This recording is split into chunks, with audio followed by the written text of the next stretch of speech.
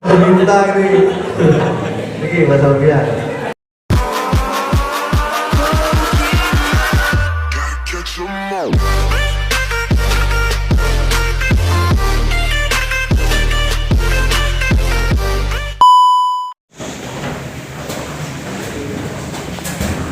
Kita caranya di sini. Oke. Selamat pagi. Assalamualaikum.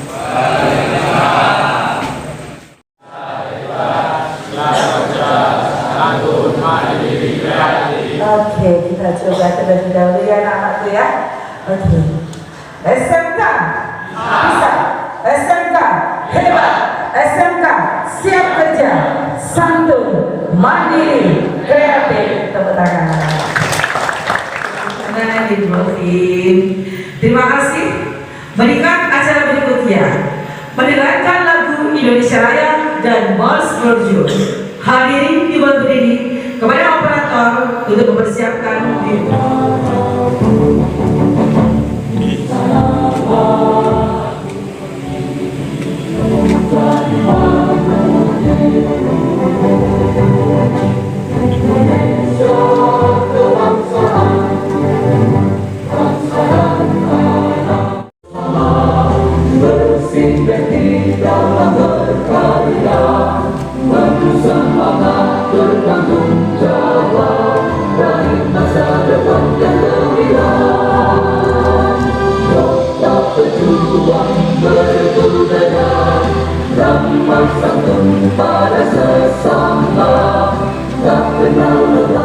Berkembang dipercaya oleh masyarakat sampai hari ini bisa pindah ke lokasi ini tahun 79.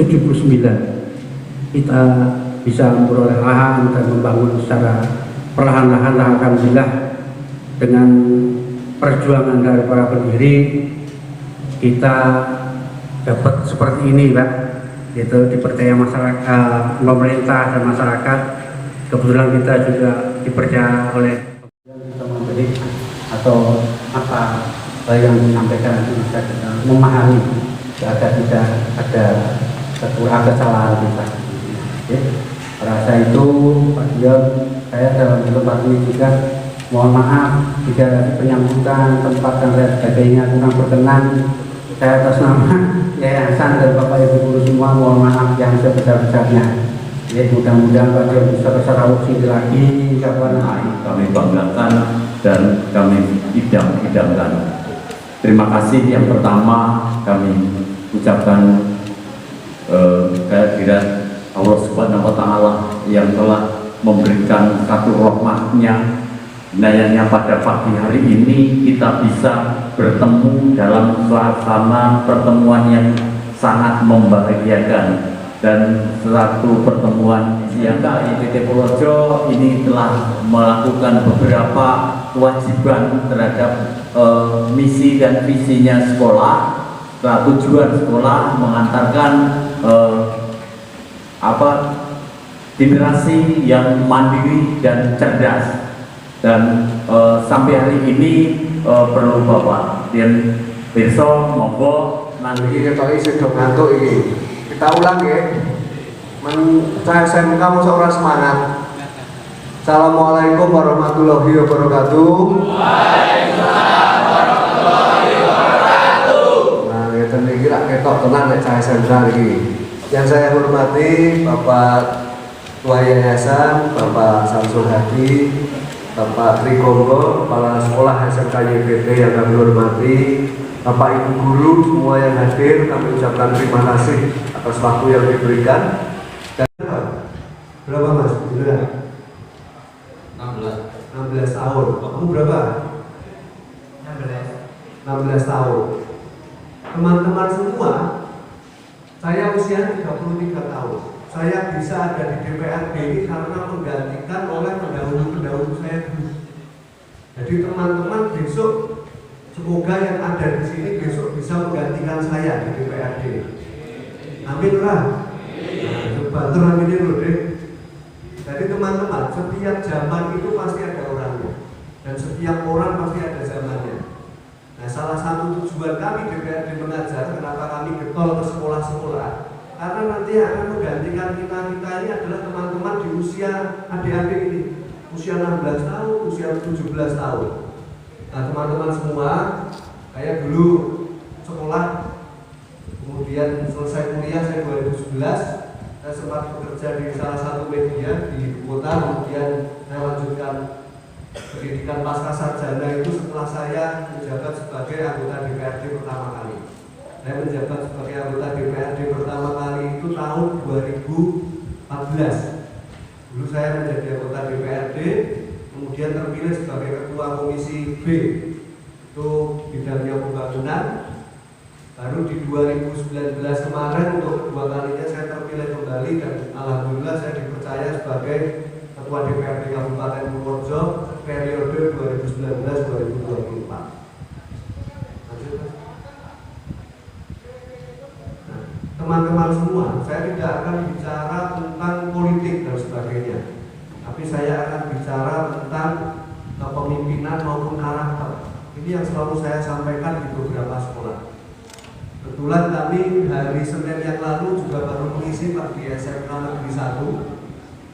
Ini selalu saya sampaikan kepada teman-teman semua, karena generasi adik-adik ini adalah generasi yang menurut saya luar biasa. Dan alhamdulillah saya melihat generasi muda ini ternyata bisa diwadahi oleh sekolah yang luar biasa. Saya diajak berkeliling Pak Kepala Sekolah. Ternyata SMK YPT ini, saya ngomong seperti ini bukan karena di depan teman-teman semua, tapi artinya saya lihat tadi mulai dari ruang praktek dan sebagainya. Saya kira SMK YPT ini menjadi sebuah tempat yang betul-betul mempersiapkan adik-adik semua untuk nanti siap di dunia kerja. Betul ya? Optimis nggak kalau kamu besok lulus dari sini langsung siap di dunia kerja? Optimis ya? Siapa namanya? Satria. Optimis nggak? Ambilnya jurusan apa? Apa? Permesinan. Ternyata luar biasa, saya lihat tadi. Artinya SMK YPT ini betul-betul menjadi kawasan dari muka yang menggodok adik-adik semua ini nanti untuk begitu lulus langsung siap di dunia kerja. Nah teman-teman semua, untuk masuk dalam dunia kerja, untuk adik-adik besok sukses, itu kita harus tahu perkembangan zaman dan tuntutan zaman. Ini teman-teman besok di sini yang mau sukses siapa? Angkat tangan. Coba yang mau sukses siapa? Ini mau sukses semua ya? Yang mau tidak sukses ada nggak? Ada nggak yang mau tidak sukses? Nggak ada ya? Artinya kalau mau sukses, maka kita harus tahu tuntutan zaman. Kita ayo tegang, kita merasa tegang-tegang. Mau kuis tak kayak dia. Cocok nggak? Perlu tegang-tegang. Nah, supaya nggak tegang kita perjanjian dulu sebelum saya lanjutkan. Nanti kalau saya ngomong hai, adik-adik jawab halo. Kalau saya ngomong halo, adik-adik jawab oke, kita coba ya. Halo? Hai. Halo, halo? Hai, hai, hai. Peng telu, berarti halo ini peng telu. Kita coba lagi. Halo, halo? Hai. Perjanjian nanti semua di sini berkesempatan untuk memenangkan hadiah. Nah teman-teman semua, ini kita kembali ke materi. Jadi, betul nggak? Kita kasih hadiah ya. Memilih kaos atau pulsa. Kaosnya bawa kan? Oh bawa. Oke, kita kasih hadiah kaos. Tepuk tangan untuk Mas Ibu.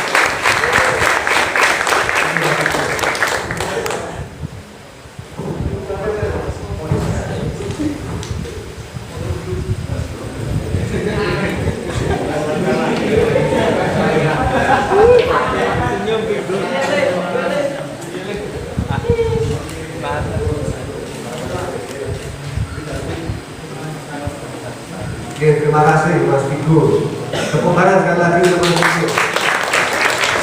Teman-teman siap-siap langsung banyak hadiahnya. Nah teman-teman, dengan ditemukannya listrik dan alat dan mesin telepon, ini kemudian kehidupan berubah lagi Pak.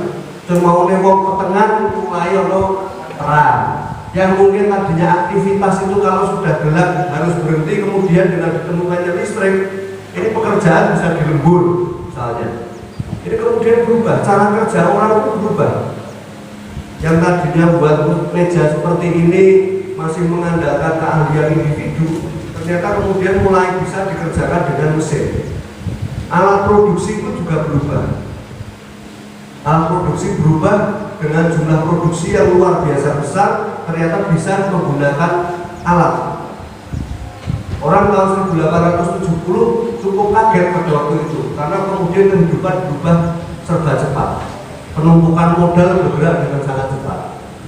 Kemudian terakhir di 1950 ini muncul cikal bakalnya komputer. Komputer yang kita kenal sekarang. Komputer dan digitalisasi ternyata awalnya ditemukan tahun 1950. Walaupun kemudian penggunaan komputer ini baru secara masif di tahun 1990-an akhir.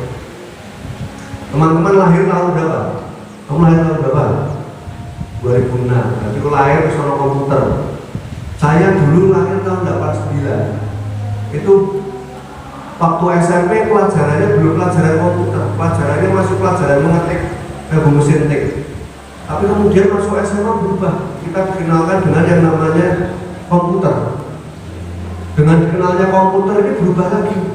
Seperti tadi nyetak spare part mobil aja sekarang bisa menggunakan komputer.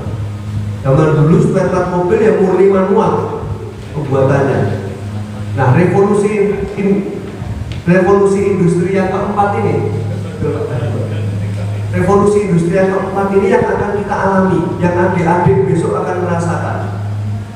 Jadi adik-adik besok akan merasakan yang namanya revolusi industri keempat. Kita sudah memulainya dengan ditemukannya 5G. Tahu nggak 5G? Sinyalnya adik-adik itu begitu besok sudah masuk ke 5G, ini kecepatannya luar biasa.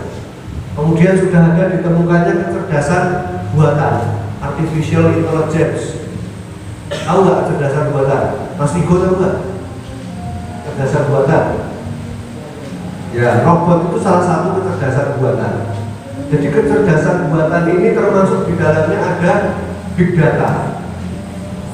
Bayangkan sekarang saya pernah mencoba kemarin, ada yang tahu aplikasi lensa nggak di HP? Di setan gepeng ini. Jadi saya kalau ngarani jadi setan gepeng. Nah, kalau dia kok ngerti kok, kesasar ya ngerti, betul ya? Metakono kok dengan orang ngerti pencipta listrik diketik, dengan ya ngerti. Ini saya gawe Google ini semua mlebu surga juga. Angger paling ngomongnya, jenengan yang tanggap masalah ayam goreng paling enak satu Purworejo ini ngerti loh takon ini. Ini setan gepeng ini ngerti. Nah ini adik-adik, tahu nggak yang namanya aplikasi lensa itu? Kita masukkan foto, itu dia bisa ngedit foto kita sendiri menggunakan kecerdasan buatan tadi. Kemudian dengan ditemukannya kecerdasan buatan, itu bahkan sekarang kita sudah mulai merasakan. Nah kita lihat, ini akan merubah cara hidup dan cara kerja kita. Ini yang paling ujung kelihatan nggak? Adik-adik tahu makanan cepat saji McDonald tahu nggak? Tahu ya? McDonald itu bahkan di Amerika sekarang sudah membuat mesin seperti ini. Kalau di Indonesia yang sudah mulai ganti kasirnya. Pesan makanan sekarang nggak usah ketemu orang, ketemunya komputer, tunjuk, bayar ada kartu, nggak usah ketemu orang. Kasirnya digantikan oleh program, digantikan oleh komputer. Ini juga sama, bahkan di Amerika ini lebih ekstrim. Dengan tunjuk, saya gawe burger ini pun seorang robot. Yang buat burger itu robot. Tunjuk, metu ATM itu burger metu sebuah ATM. Ini mesin ATM burger. Kemudian di sebelahnya, di Jepang mulai ada restoran yang pelayannya robot. Percaya nggak? Jadi pelayannya itu robot. Nah yang di ujung ini yang sudah mulai kita rasakan. Gerbang tol itu dulu 10 tahun yang lalu, adik-adik kalau lewat tol itu bayarnya masih ketemu orang, bayar yang kasir. Tapi sekarang sudah berubah, bayarnya juga pakai komputer, tinggal nunjuk kartu. Artinya apa? Teman-teman semua jangan kecil hati. Karena besok perubahan yang luar biasa ini, maka kita harus beradaptasi. Dan percaya pada teman-teman semua, walaupun komputer mulai menggantikan manusia, tapi tidak semua hal bisa digantikan oleh komputer. Tidak bisa semua hal digantikan oleh artificial intelligence, kecerdasan buatan. Tinggal bagaimana kita beradaptasi. Kalau kita nggak mau beradaptasi, ya pasti tertinggal. Tadi saya ngobrol dengan Pak Guru yang ngajar di otomotif. Itu saya tanya, sudah mulai belajar motor atau mobil listrik belum Pak?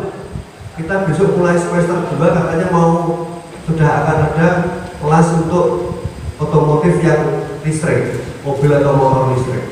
Ini adalah salah satu contoh bentuk adaptasi.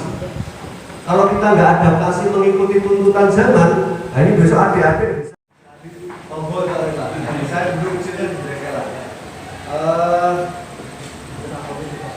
Adaptasi artinya Pak? Kemampuan bertahan itu. Bisa lagi.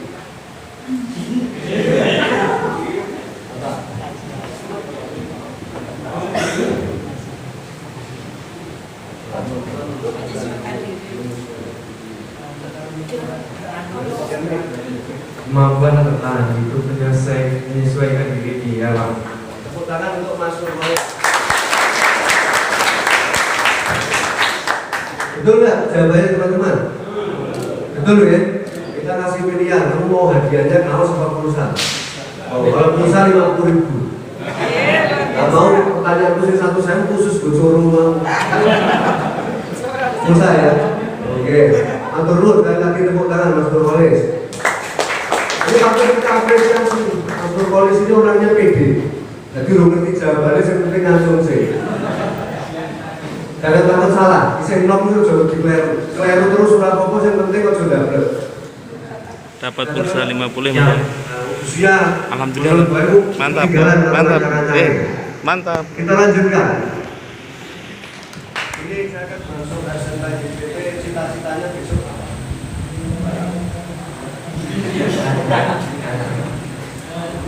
Insya Allah tentara Pak.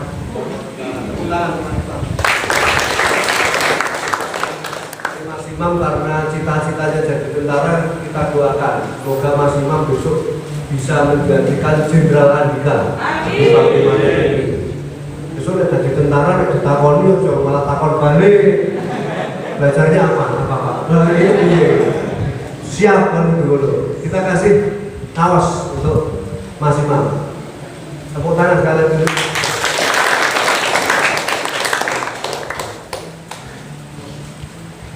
Kita doakan supaya Mas Imam cita-citanya besok bisa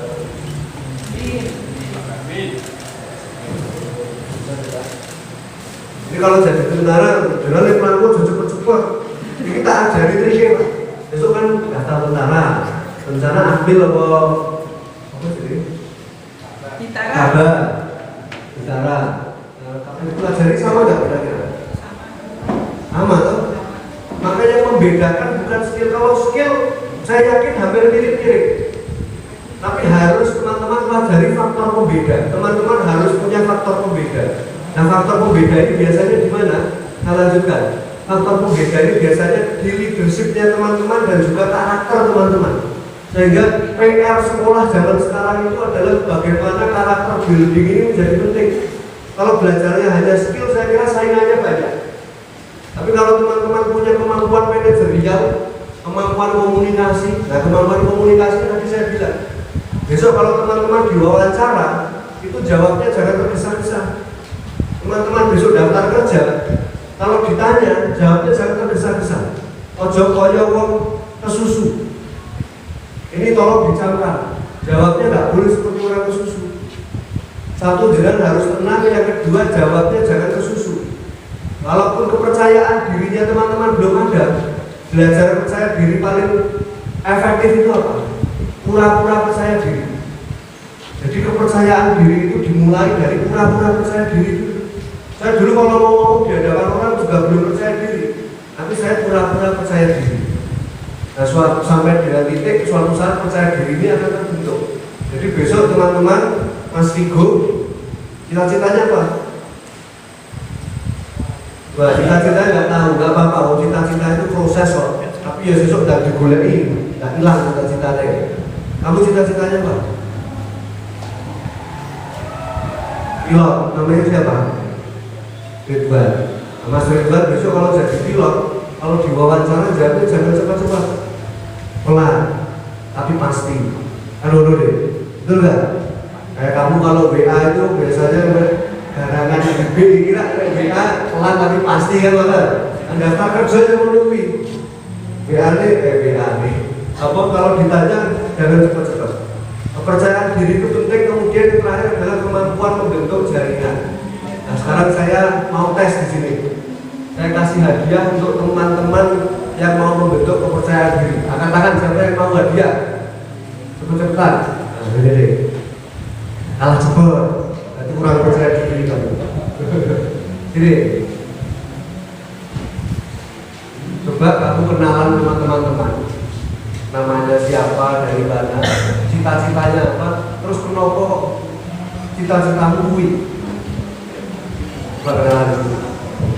Perkenalkan, nama saya Yofi Rendagara.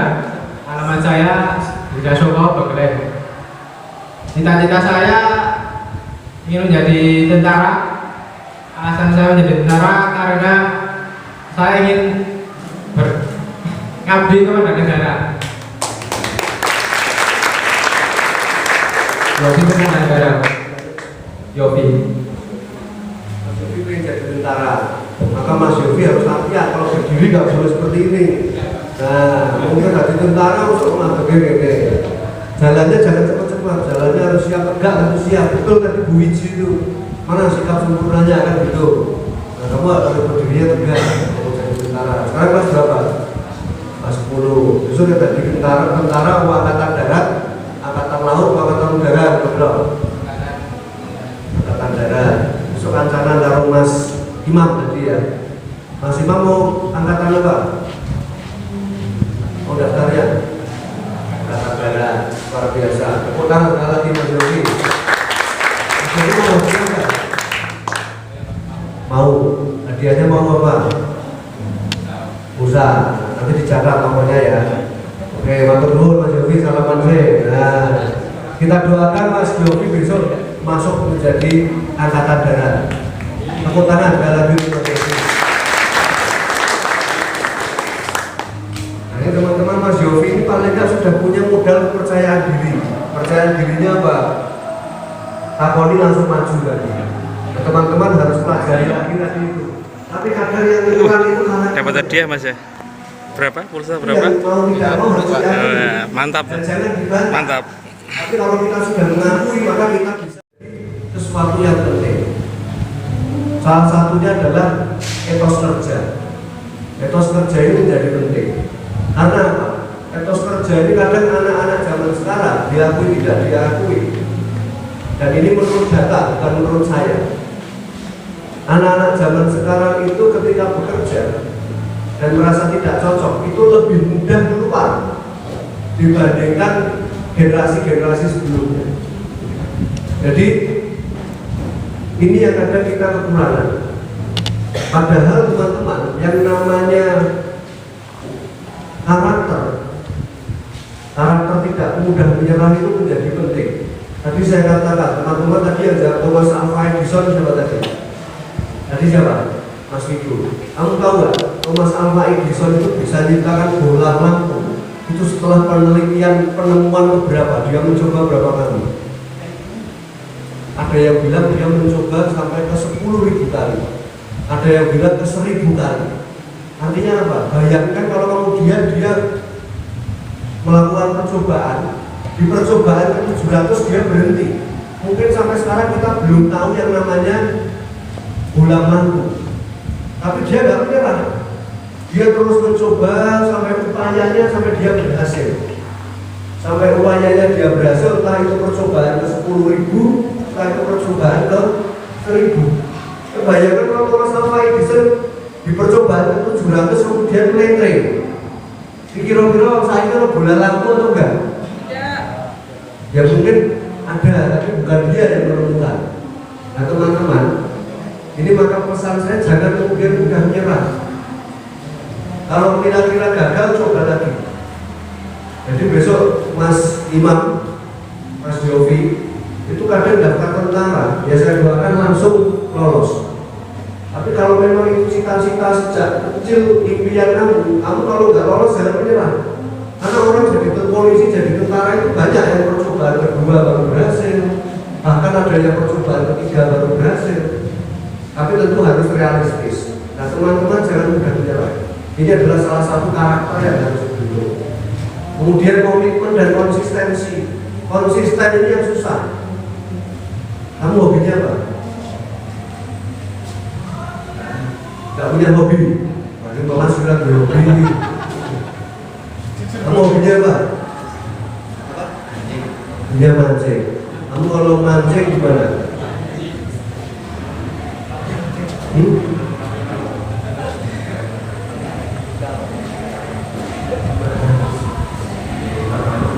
Dalam rumah. Coba saya ikut diri. Namanya Mas siapa? Oh, pergi Mas. Kenalan dia. Ini kita kasih hadiah terakhir. Mas Alfian, kenalan juga boleh. Mancing itu hobi yang butuh konsistensi dan juga sifat tidak mudah menyerah. Betul ya Mas Alfian ya? Nah mancing iwak apa biasanya? Belakang rumah ini kali mau berubah sungai. Kalau mancing buat dapat satu ikan itu butuh berapa jam biasanya? Enggak sampai 1 jam 10 menit. Kalau nggak dapat besoknya masih mancing lagi nggak? Nah, ini berarti termasuk konsistensi. Sudah hobi mancing dari kapan Mas? SD. Oh dari SD. Termasuk orang yang konsisten. Betul nggak?